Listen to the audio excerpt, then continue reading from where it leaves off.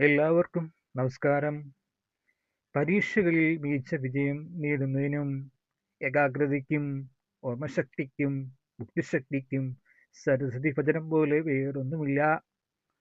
നിത്യവും സരസ്വതി ദേവിയാണ് ഭജിക്കേണ്ടത്. പഠനത്തിന് മുമ്പോ പരീക്ഷ ഹാളിൽ കയറുന്നതിന് മുമ്പോ ജപിക്കാം. നിത്യവും ജപിക്കുന്നത് ഫലപ്രദമാണ്. രാവിലെ കുളി കഴിഞ്ഞു വന്ന് ശുദ്ധമായ മനസ്സോടെ പൂർണ്ണമായ വിശ്വാസത്തോടെയും സരസ്വതി ദേവിയെ മനസ്സിൽ സങ്കല്പിച്ച് ഈ പറയുന്ന ശ്ലോകം നിത്യവും ജപിക്കുക. സരസ്വതീ നമസ്തുഭ്യം വരദേ കാമരൂപിണി വിദ്യാരംഭം കരിഷ്യാമി സിദ്ധിർഭവതുമേ സദാ.